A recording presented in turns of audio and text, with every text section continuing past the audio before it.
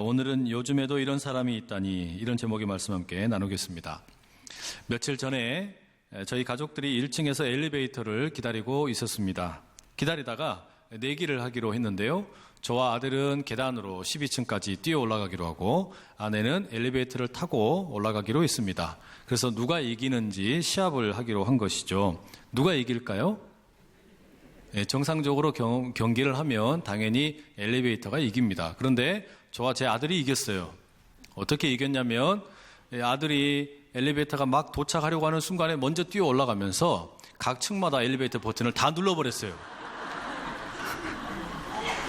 그랬더니 아내가 엘리베이터 문이 열렸다 닫혔다 열렸다 닫혔다 이러는 틈에 저희가 먼저 올라갔습니다.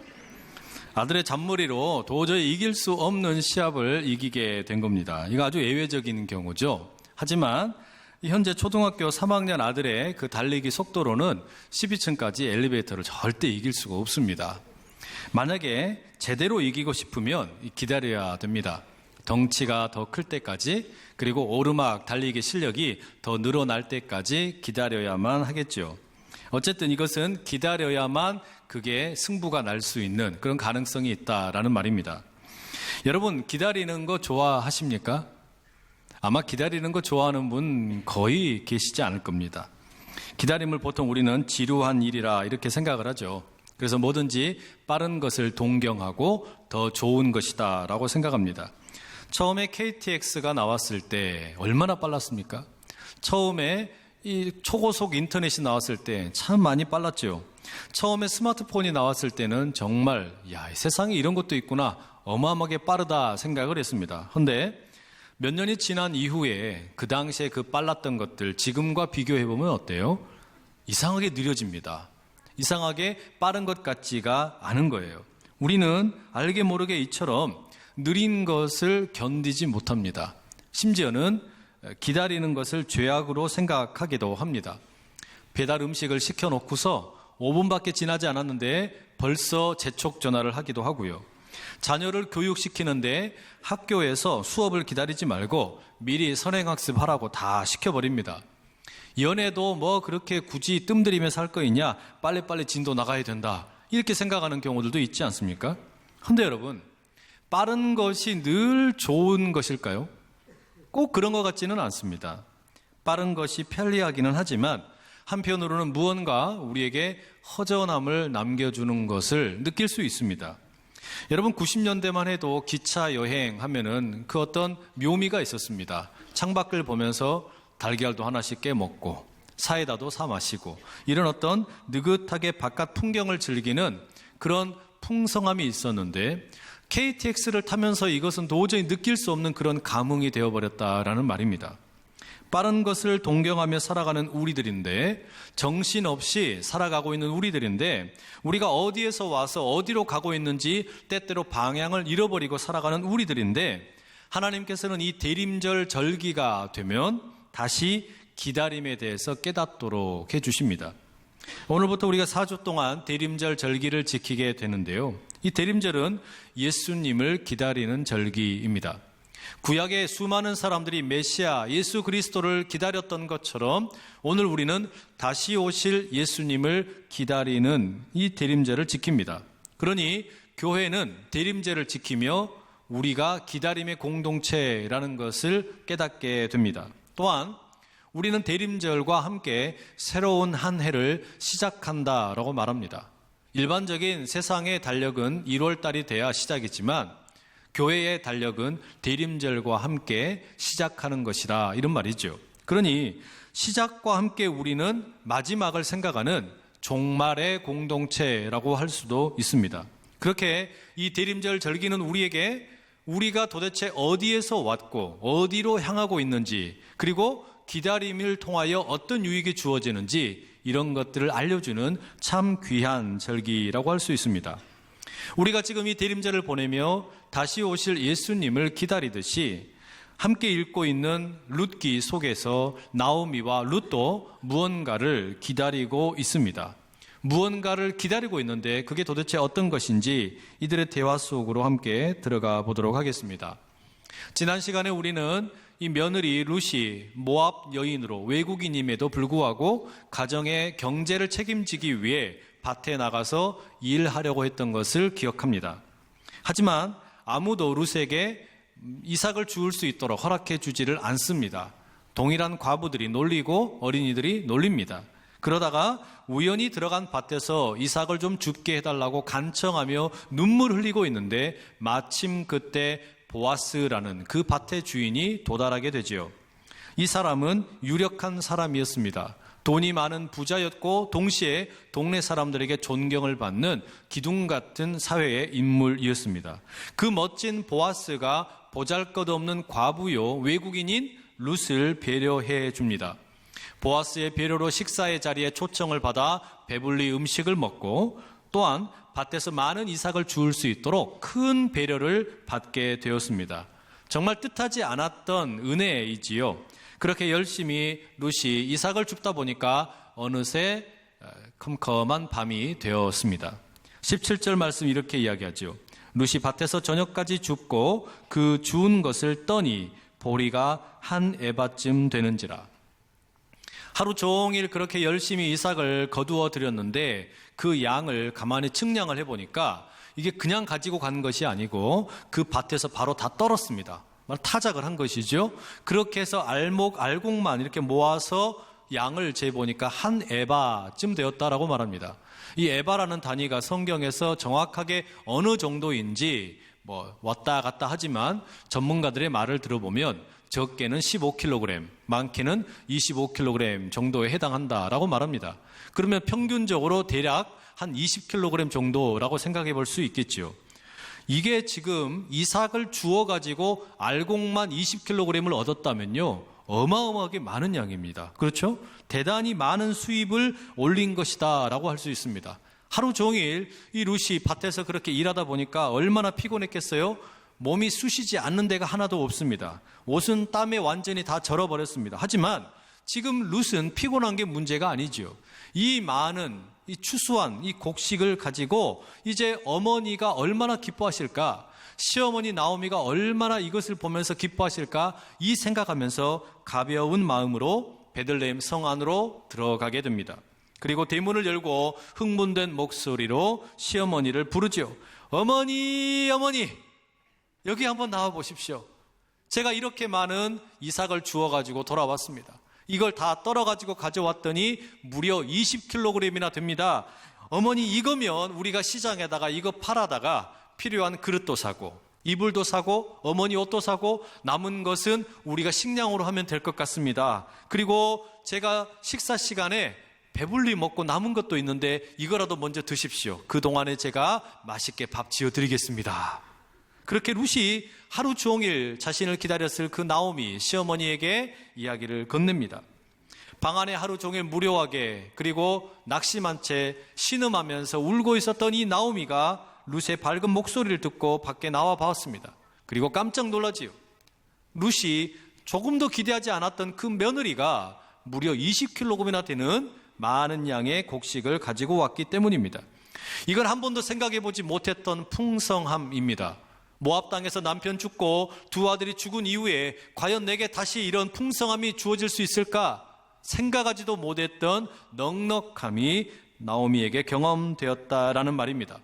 자기 스스로를 가리켜 마라, 나는 쓰디쓴 인생이다, 텅 비어버린 인생이다, 모든 것이 말라버렸다, 그래서 나는 더 이상 이제는 풍성함을 경험할 수 없다라고 좌절하고 있는데, 바로 그런 나오미에게 하나님께서 며느리를 통해서 뜻밖의 풍성함으로 채워주심으로 넉넉함으로 놀랍게 역사해 주시는 겁니다.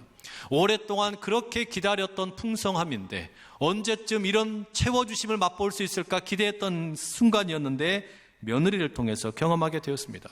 여러분, 지금 무엇을 기다리고 계십니까? 혹시 이 나오미처럼 내 인생의 곳간의 바닥이 다 드러나 버렸고 모든 것이 다 텅 비어 있어서 하나님 제발 저에게 다시 한번 풍성함을 경험하게 해주십시오. 채움의 역사가 있게 해주십시오. 말라버린 건강이 채워지고 말라버린 독이 채워지고 말라버린 가족의 관계가 채워지는 이런 역사가 좀 있기를 원합니다. 혹여 기다리고 계시지는 않았습니까? 하나님께서 룻을 통해 나오미에게 풍성함의 은혜를 회복시켜 주신 것처럼 이 대림절 하나님을 기다리는 여러분 가운데 다시 풍성함을 허락하시기를 간절히 축복합니다. 그런데 여러분, 나오미에게 그리고 룻에게 하나님께서 채워주신 것은 단지 곡식 20kg이 전부가 아닙니다. 사실 룻과 나오미가 기다리고 있는 것은 따로 있었습니다. 더 커다란 것을 기다리고 있었다라는 말이죠. 나오미와 룻의 대화를 한번 가만히 더 들여다보십시오. 이 풍성한 곡식을 보고 깜짝 놀란 나오미가 한 손으로는 이 이삭을 손에 움켜쥐고 또 한 손으로는 룻이 남겨온 음식을 손에 움켜쥐고서 룻에게 묻습니다. 19절 이렇게 묻죠.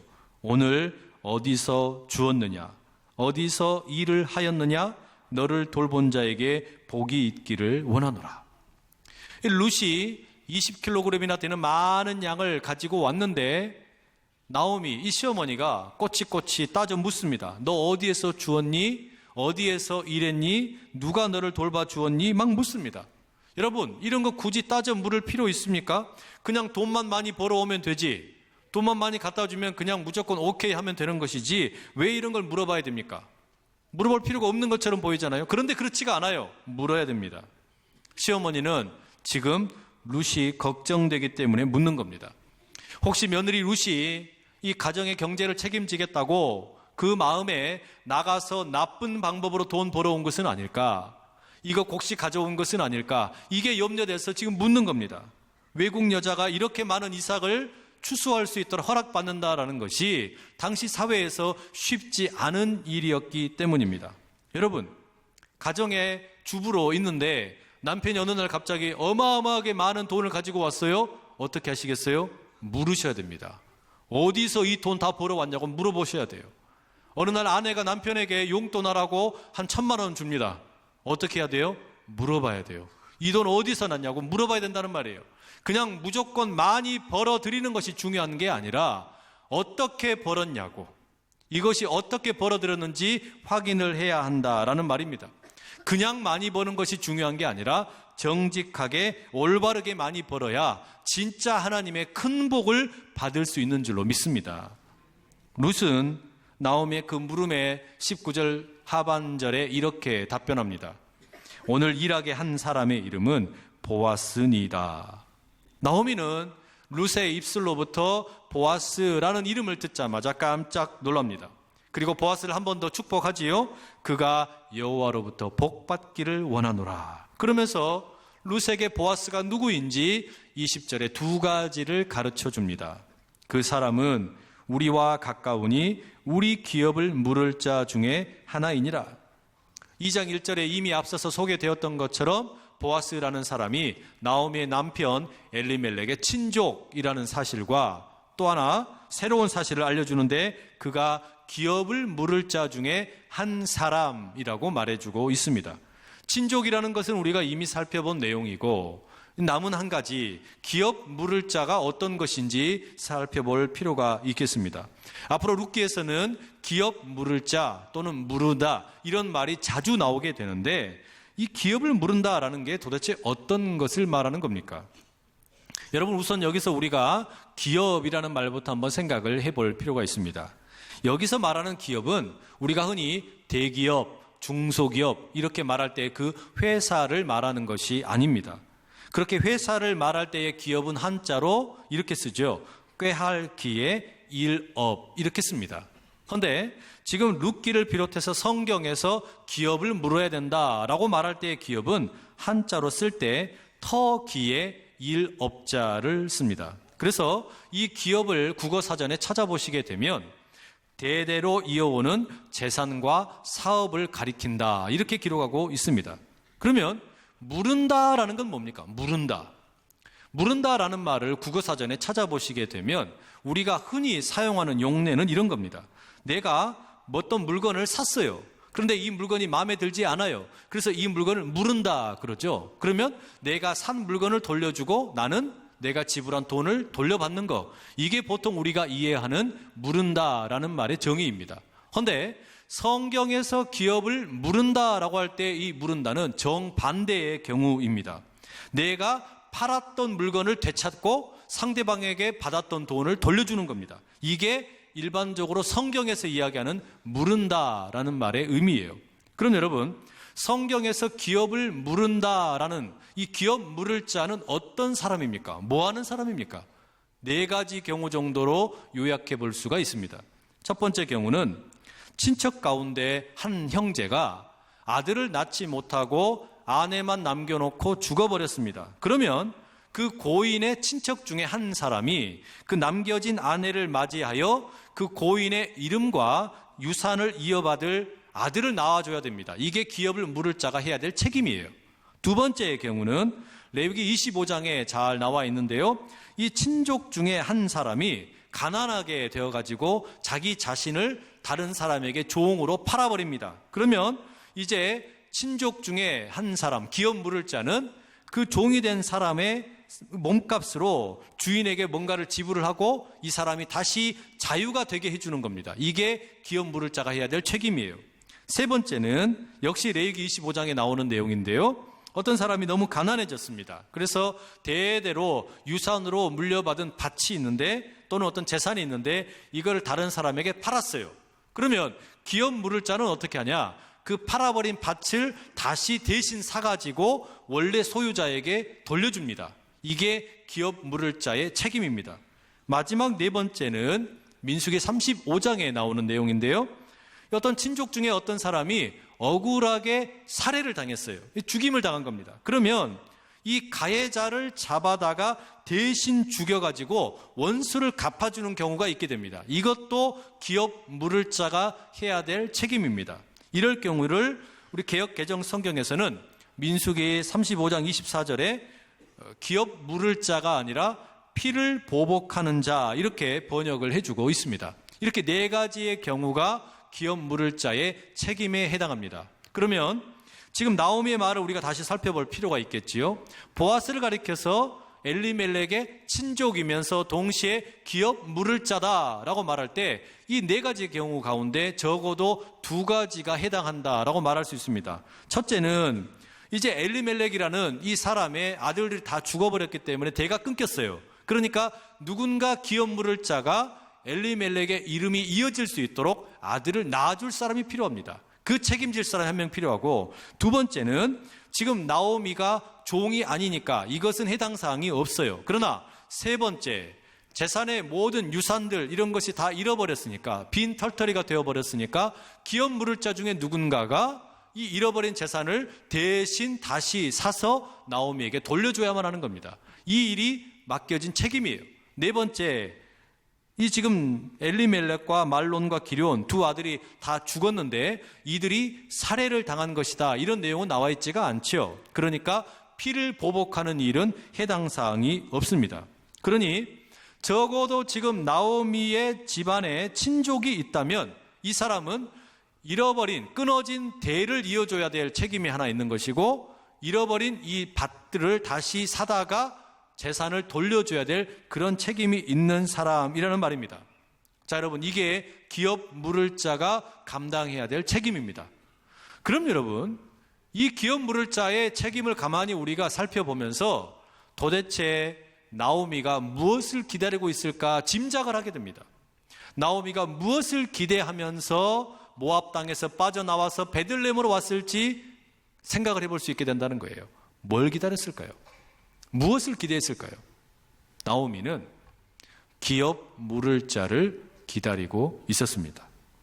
자신이 과부가 되어서 이제는 남편의 자식이 하나도 없고 또 집안의 모든 유산이 다 사라져버린 이런 상태로 돌아왔을 때, 만약에 성경에 기록된 대로 기업 물을 자의 정신이, 그 신앙이 베들레헴 공동체 가운데 살아있다면, 그리고 이것이 확실하게 유효하게 사회 속에서 뿌리 내려 있다면 적어도 누군가 한 사람은 나타나서 나를 도와줄 것이다.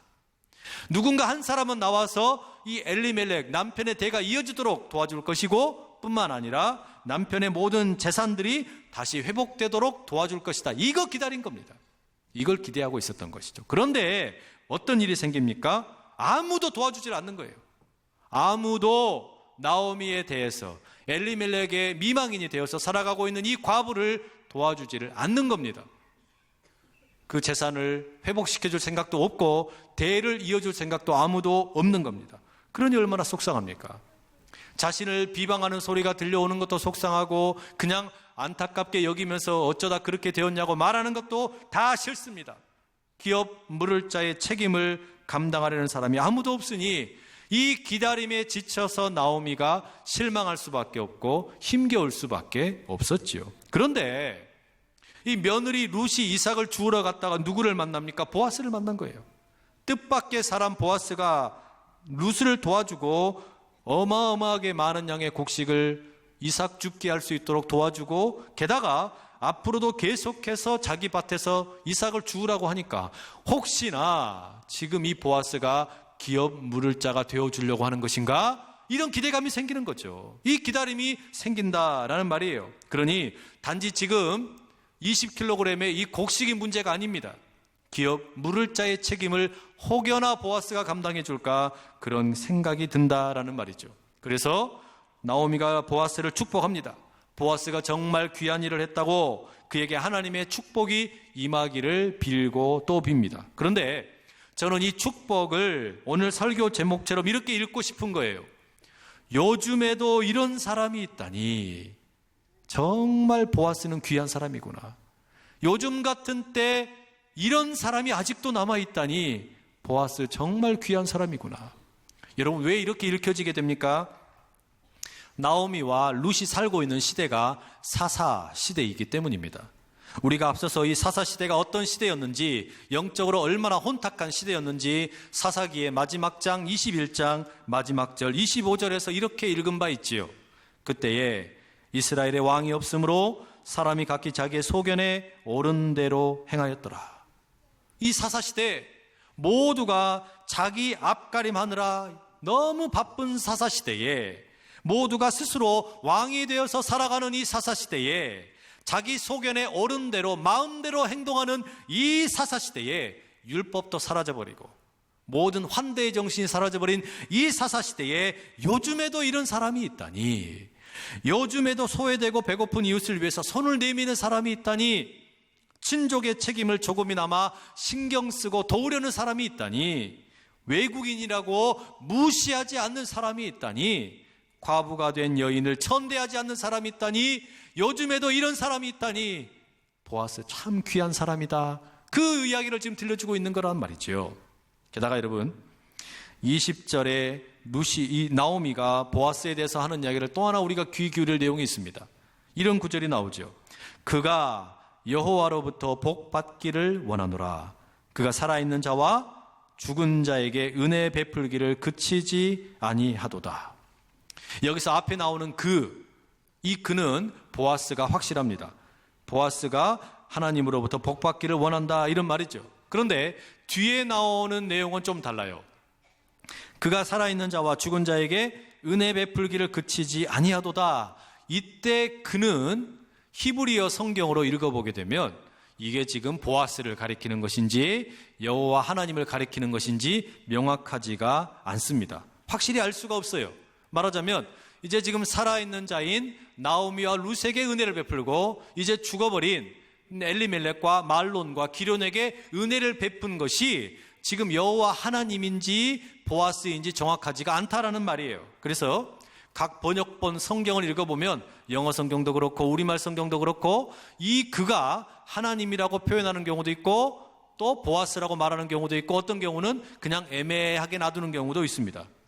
여러분 이 말씀 우리가 어떻게 이해할 수 있을까요? 저는 이 글을 하나님을 주어로 읽어야 된다라고 생각합니다.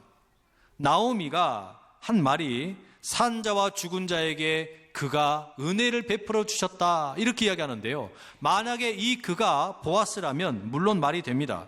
보아스는 살아있는 나오미와 룻에게 은혜를 베풀어 주었을 뿐만 아니라 이미 죽어버린 엘리멜렉과 말론과 기련 이 가문의 명예를 지켜주었다 이렇게 읽을 수 있겠지요. 그런데 나아가서 왜 우리가 이 글을 하나님으로 읽을 수 있느냐? 만약에 이 그가 하나님이라면요, 여기에는 나오미의 신앙의 고백이 들어있다라고 읽을 수 있기 때문입니다. 만약에 나오미가 이 글을 하나님으로 읽게 되면 이게 무슨 이야기냐? 하나님께서 보아스를 통해서 살아있는 우리와 죽은 자들까지도 은혜를 베풀어 주시는구나, 이런 이야기로 우리가 읽을 수 있게 되는 거예요. 이 말은 다시 말하면 하나님에 대해서 나오미가 잃어버렸던 신앙, 잃어버렸던 기대, 잃어버렸던 기도, 이것이 회복되기 시작했다라는 말입니다. 말하자면 나오미가 지금 자신의 그 삶을 보면서 스스로를 가리켜 나는 쓰디쓴 인생, 마라와 같은 인생이다. 그리고 뭐라고 이야기했습니까? 전능자가 나를 괴롭힌다. 그리고 하나님 여호와께서 나를 징벌하셨다. 이렇게 하나님에 대해서 원망하고 있었는데, 만약에 지금 나오미가 여기서 이 글을 하나님이라고 고백하면 무슨 일이 벌어지는 거예요? 전능자의 징벌, 하나님이 나를 괴롭게 한다, 이 표현들로 원망했던 마음이 변하고 있는 겁니다. 혹시 하나님께서 나를 괴롭게 한다, 하나님께서 나를 징벌하신다, 왜 내 일은 이렇게 하나도 풀리는 일이 없을까? 사업도 제대로 되지 않는 것 같고, 자녀들도 뜻대로 따라주지 않는 것 같고, 부부관계도 삐그덕거리는 것 같고, 그래서 도무지 하나님에 대해서 원망스러운 마음밖에 들지 않을 때 나오미가 회복이 되는 것처럼 이 대림절에 하나님에 대한 기대와 하나님에 대한 기도가 다시 일어나실 수 있기를 간절히 축복합니다.